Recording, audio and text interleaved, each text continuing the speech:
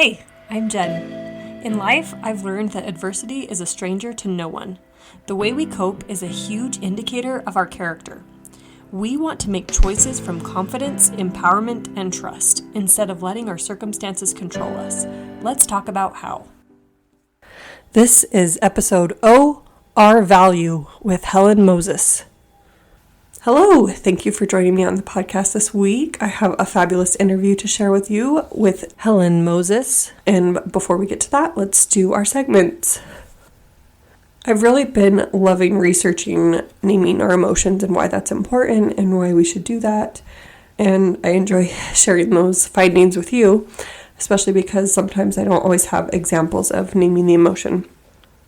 In one of my searches, I found that the primary purpose in naming an emotion is to empower you to see it, feel it, and make a determination about what to do with it, because emotion often points to an unmet need or a call to action. The need to belong, to be safe, to be respected. When you ignore your needs, your emotions intensify. When you name your emotions, feel them, and connect to your needs, you can then do something beneficial with your emotions and they will become less intense. So again, if you have any examples of naming your emotions or what you felt recently, please send me a message on Instagram at A is for Adversity. We're all humans, we're constantly feeling emotions, and I know that there's a good example that you can share that will help someone else. When I don't have any examples, I often look on Facebook or Instagram, but people are really good about being positive on social media, so I don't often find the negative emotions. Okay, on to my list for the week.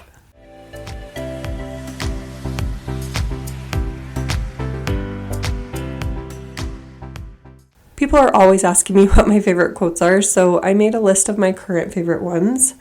I left number 1 blank because that just felt like too much pressure to commit to a favorite quote. Number 2, I put, great minds discuss ideas, average minds discuss events, shallow minds discuss people. And that's by Eleanor Roosevelt. Number 3 is by Alfred Lord Tennyson, and he said, if I had a flower for every time I thought of you, I would walk forever in my garden. I'm a hopeless romantic, so that just really gets me going. Number 4 is a Swedish proverb. Shared joy is double joy. Shared sorrow is half a sorrow. And it's so true. Our burdens can be lifted just by sharing them with others. And number 5, the purpose of life is life of purpose.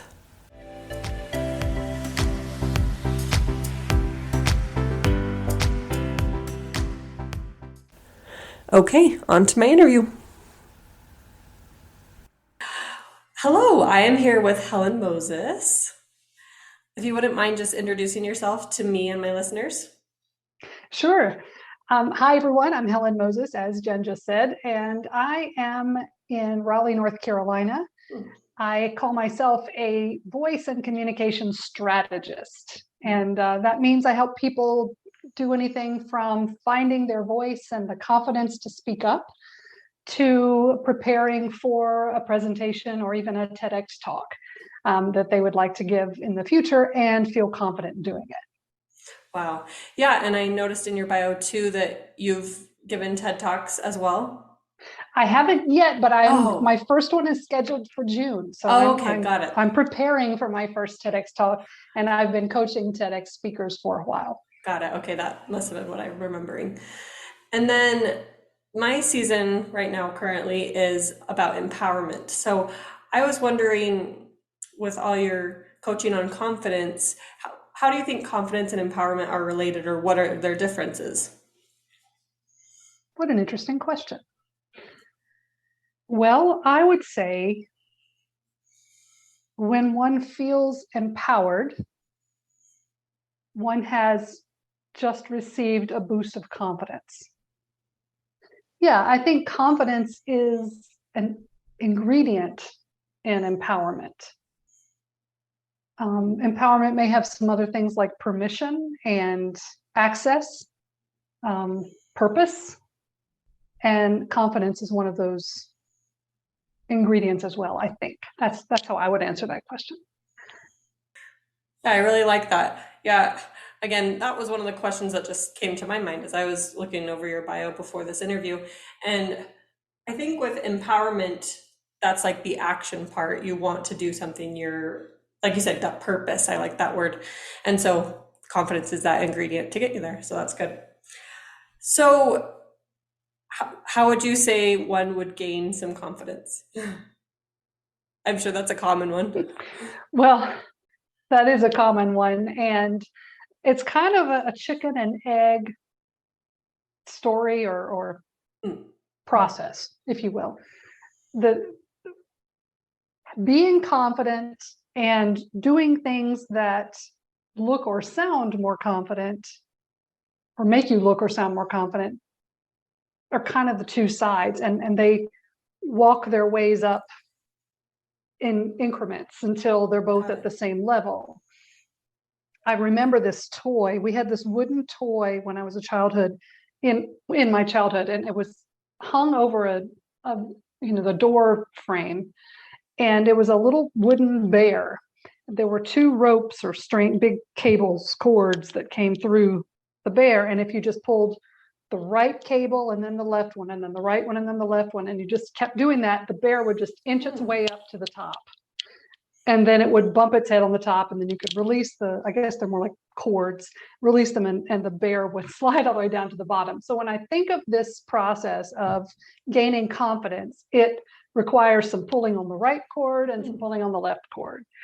And the right cord is that the feeling confident.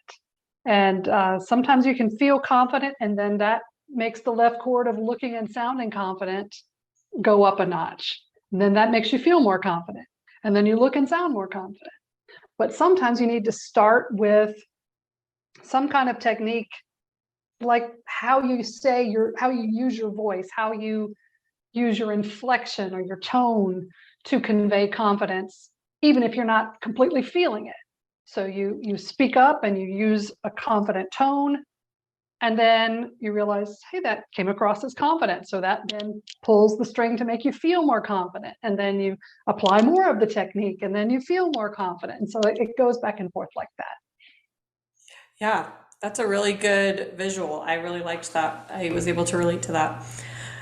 I feel the same. I used to be an elementary school teacher, and so that's how kids would grow and succeed is with that confidence. They'd build on a skill, and that would build momentum, or build their confidence, and then that would just propel them forward. So yeah, that's great. What would you say are the advantages to being more confident? What do you feel like that adds to life? Courage is Mm-hmm. one. Yeah. Confidence is about understanding your own value and your worth and loving yourself. Yeah. And so when you can do those things,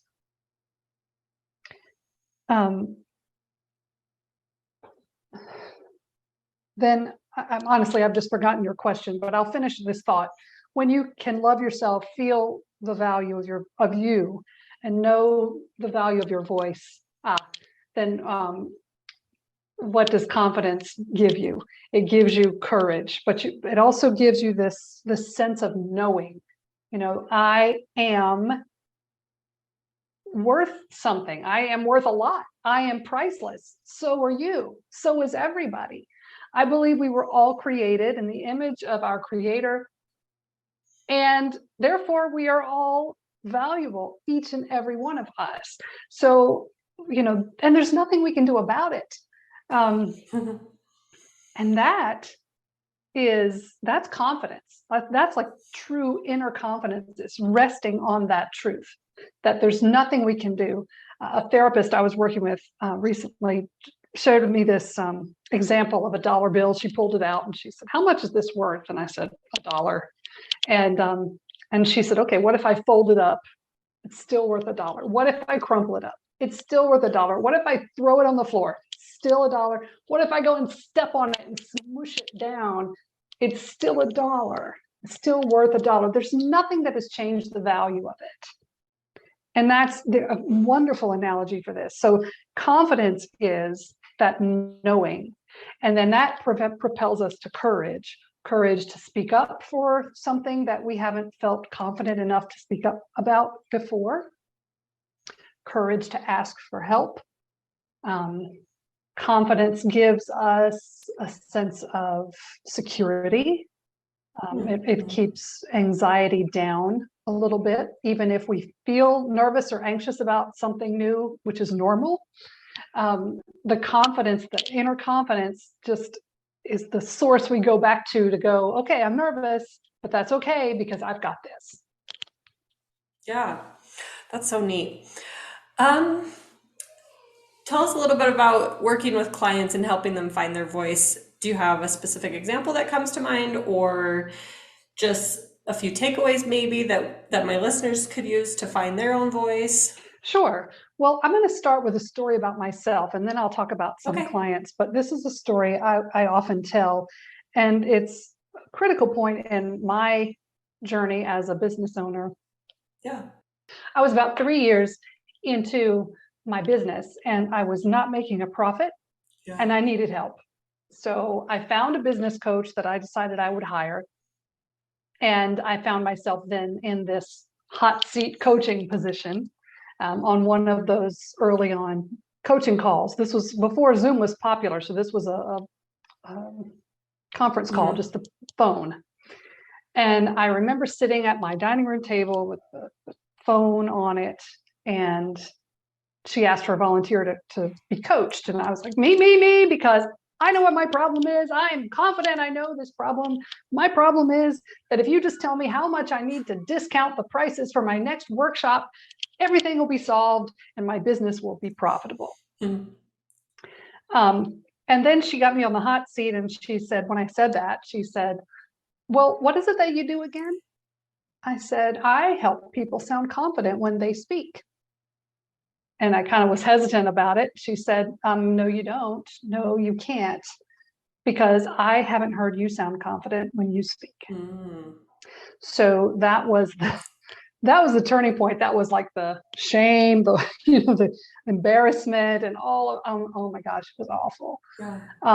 But she met me right there at the bottom and pulled me back up and helped me understand that piece about the bear, if you will, going back up. You can't just pull on the one side and work on those external confident sounding speaking skills.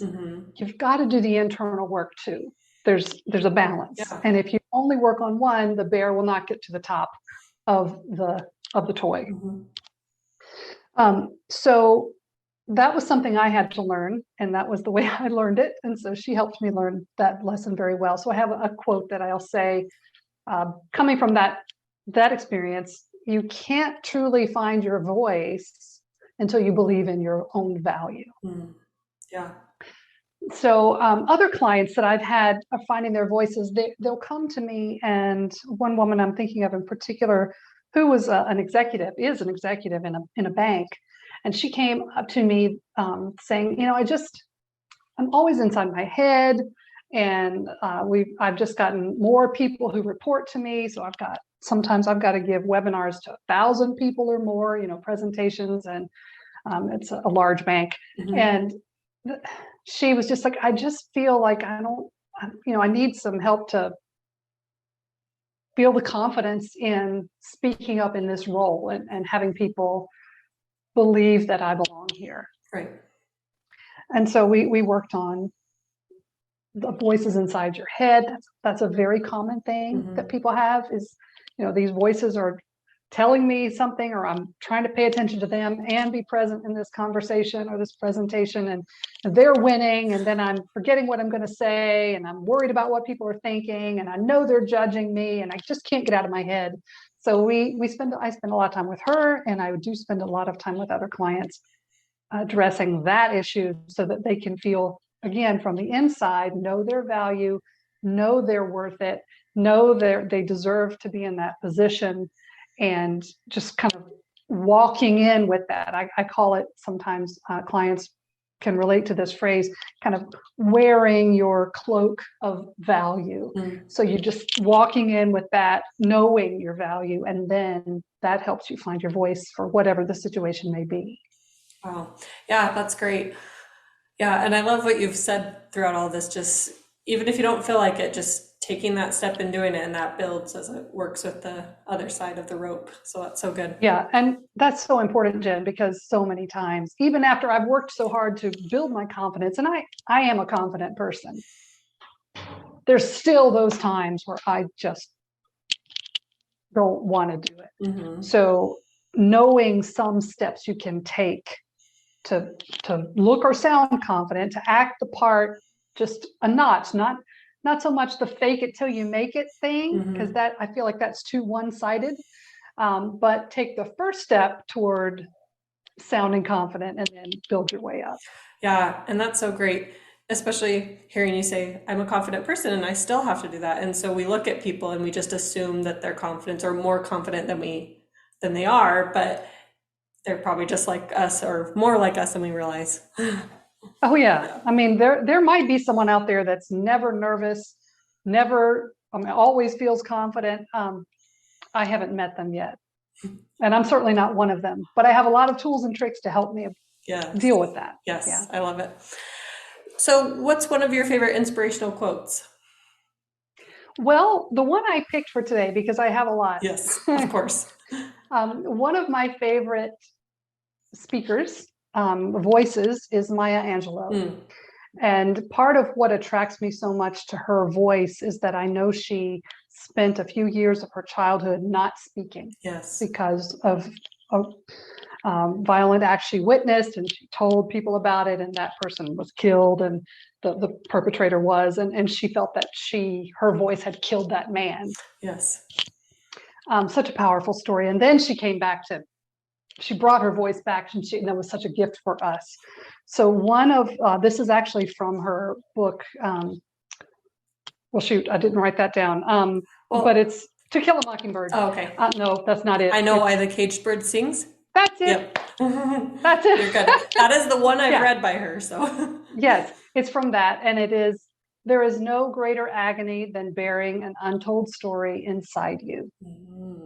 Yes, I like that. And it comes back to confidence too, because when you know you can tell that story, when you know you can be vulnerable, and life still goes on, and in fact, it might actually attract others to you, it helps you build your own confidence. Well, I love that. And I thank you so much for your time today, because it's true. I love that concept of worth, because we all have a story to tell, like you just mentioned, and we all have that worth and something inside of us that we need to share with others. So thank you. And how can people get in touch with you if they want to work with you? Well, thanks for asking. The easiest way is to go to my website, which is helenmoses.com. Okay. And there's a contact us form right there. You can click on that and it will get right to me, and I'll be able to get back and we can connect. Perfect. Okay. Well, thanks again for your time today, and I hope you have a good rest of your day. Thanks, Jen. Yep. Same to you and everyone else. Thank you. Thank you for joining me on the podcast today. You can find me on Instagram at AIsForAdversity or email me at jenbank16@gmail.com. I'd love to hear from you.